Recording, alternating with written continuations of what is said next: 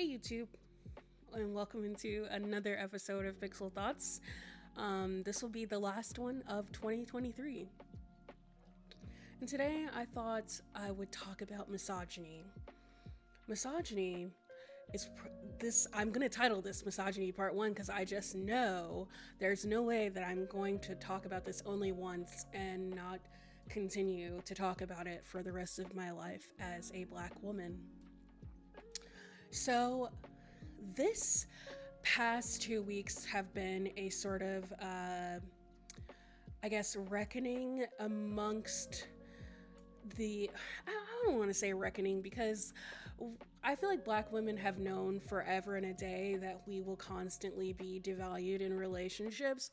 But Simone Biles' husband, which, the fact that nobody knows his name should be proof enough that he was dead wrong for saying what he said.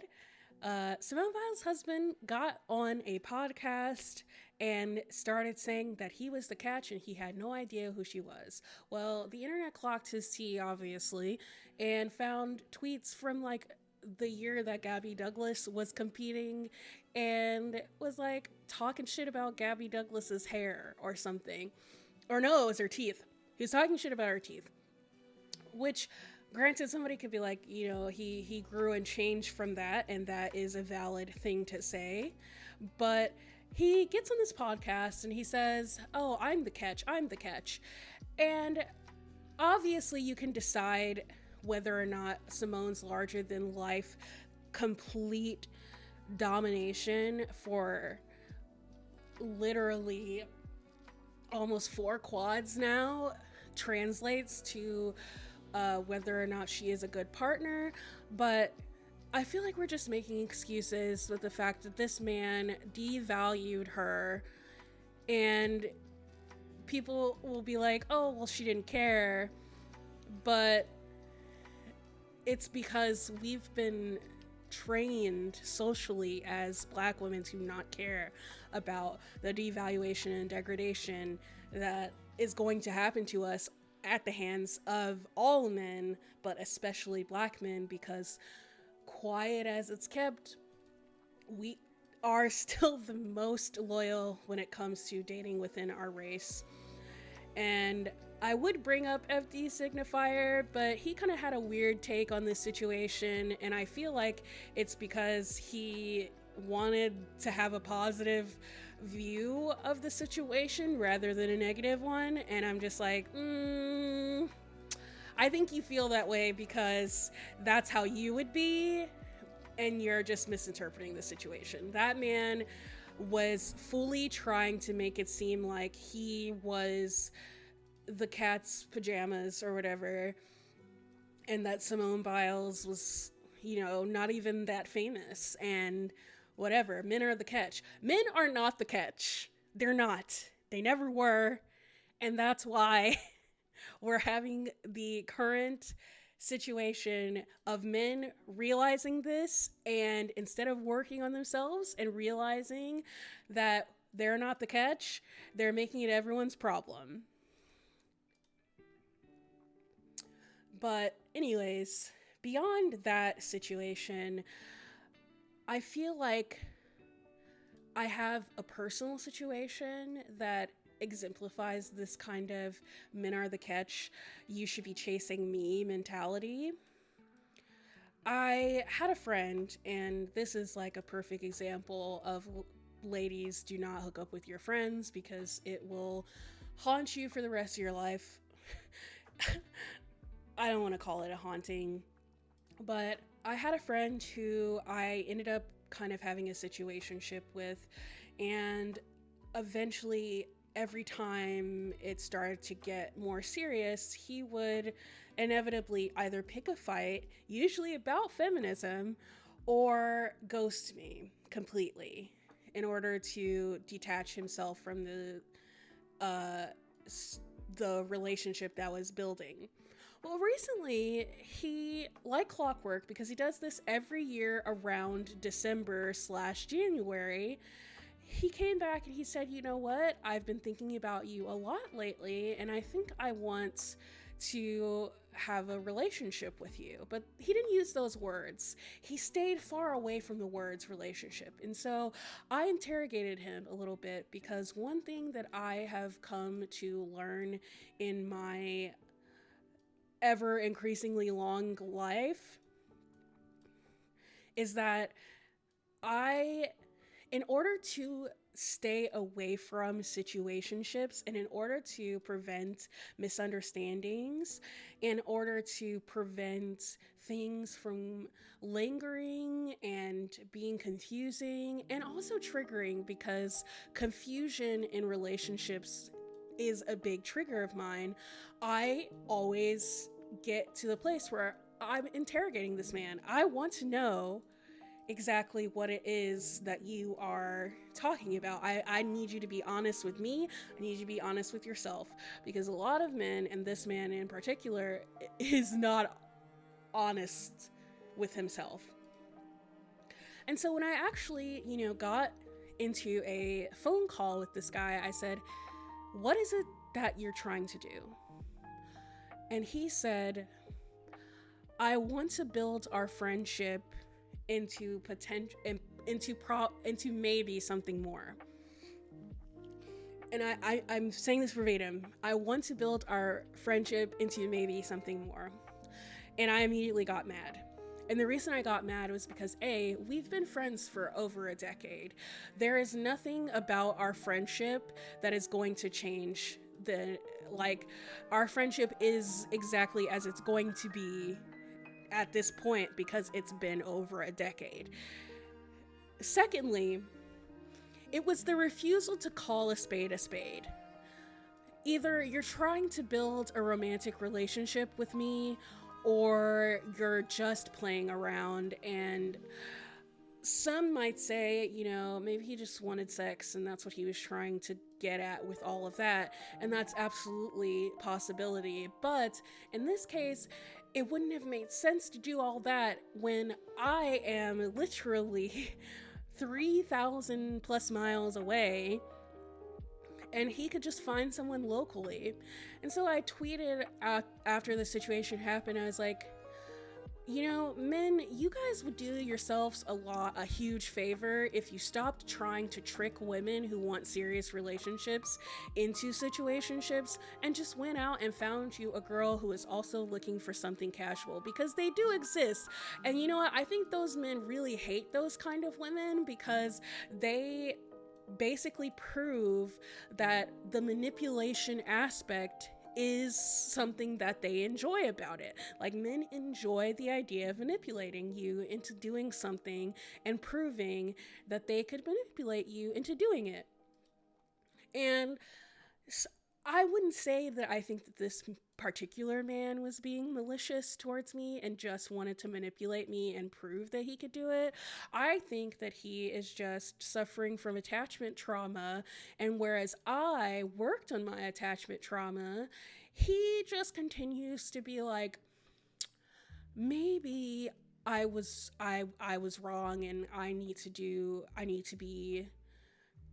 be different about relationships. And then that's it. It's like the running joke of men will do everything but go to therapy.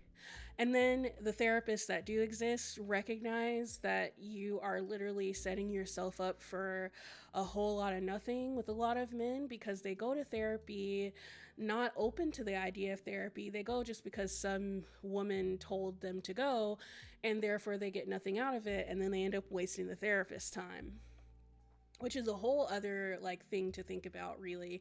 But specifically, I'm thinking about how there was an outcry from Black female therapists talking about how they refuse to treat Black men because they end up just getting abused in this situation.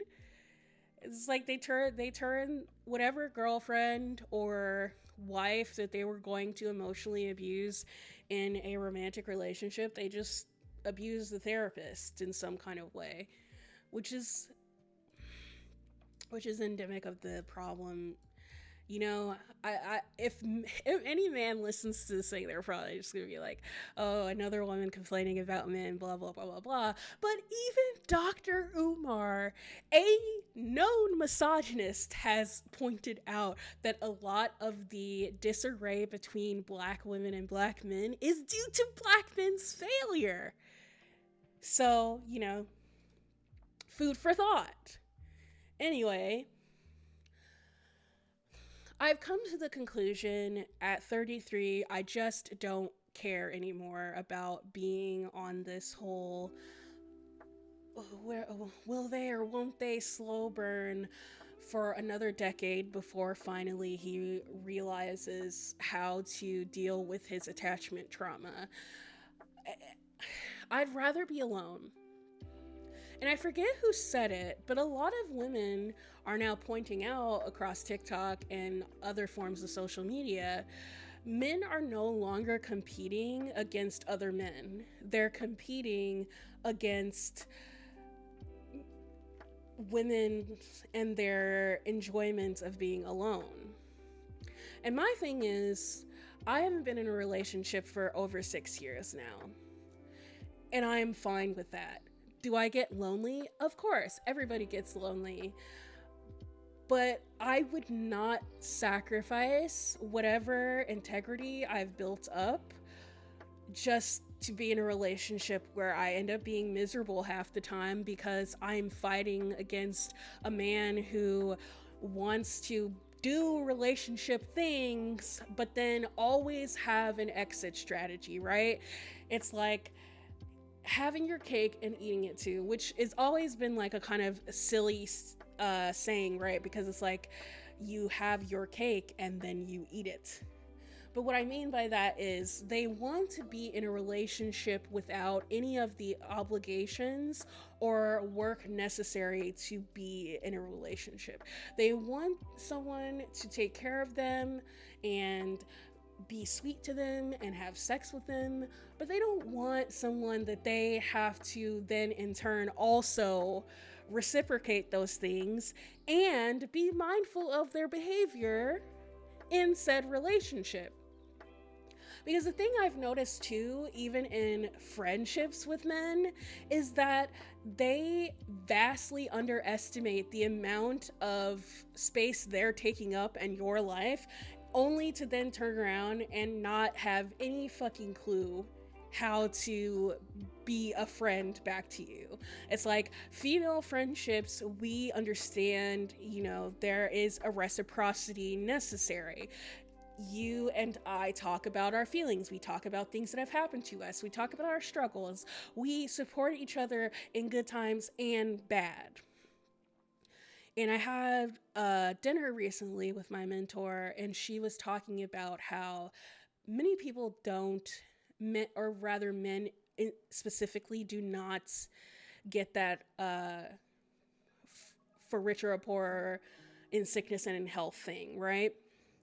And we were talking specifically about my disability and how it will eventually cause difficulties for me in the dating sphere, because she talked about how during her marriage with her husband, and they've been married for I think 15 years, that at one point he was disabled and that might have been her future, and she was fine with it because she took a commitment when she married him.